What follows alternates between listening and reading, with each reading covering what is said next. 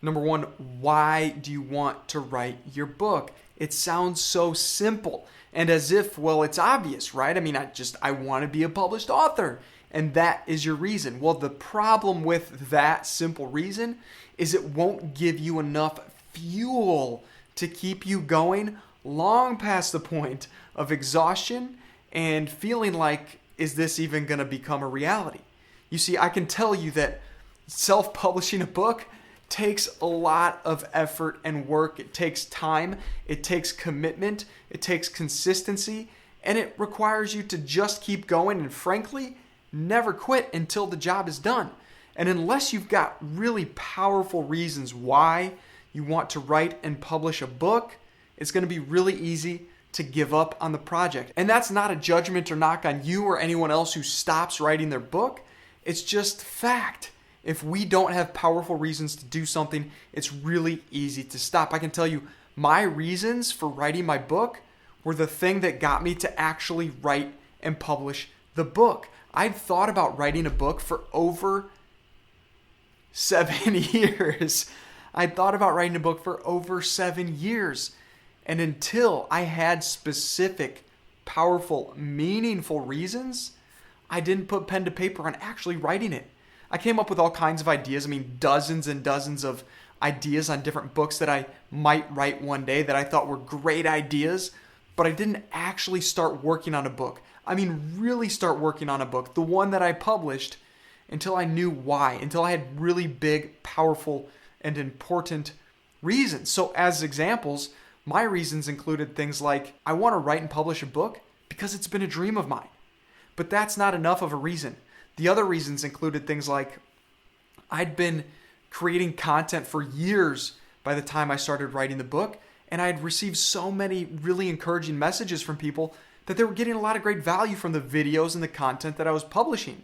And I thought to myself, man, if I can reach people in that way, what's another medium through which I can help people, that I can empower and equip and inspire people to become their best self, to maximize their potential, and to create and live an extraordinary life. And I knew that books were one way to do that. I can tell you because I've got all kinds of books. I love reading self-help books. I love reading personal development books, books on the brain and the mind and how we can interact and communicate as humans.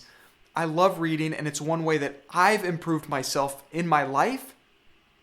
And so I thought to myself, can I create something that can truly inspire and empower another human being? Another reason was that I knew I would become better through the writing process. I knew that I needed to solidify my ideas by writing out this book.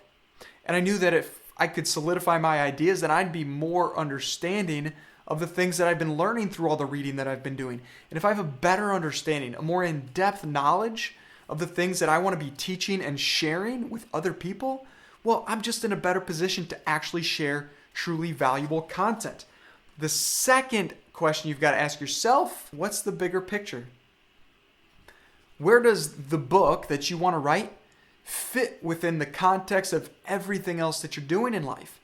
So I presume that you've got a full-time career or job, or you're an entrepreneur or freelancer. You're doing things other than thinking about writing this book. Maybe you even have a family. Maybe you've got community commitments. Maybe there's other projects and sports and hobbies that you've got. But until you place writing the book within the context of everything else that's going on in your life, and within the context of the bigger picture of the longer term vision that you have for the work that you want to do and the life that you want to live, well, again, you're not going to keep that fire burning to do the hard work necessary to write an entire book and get it published, to get it actually across the finish line. I've heard a statistic over and over again that 80% of people believe they have a book inside of them that one day they'd like to get out into the world.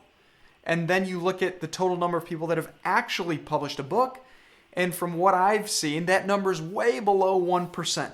So a lot of people think about writing a book, not many people actually do it. Well, there are actually more people who write a book than publish a book. It's really easy to start writing a book and then stop and never get it across the finish line. So if you really, truly have powerful, important, meaningful reasons for writing your book, and then you look at the bigger picture context of how that book fits into your life and your business and your career path, then you can keep going and stay fueled up and fired up to get that thing across the finish line. Now, when I say bigger picture, here are a few examples.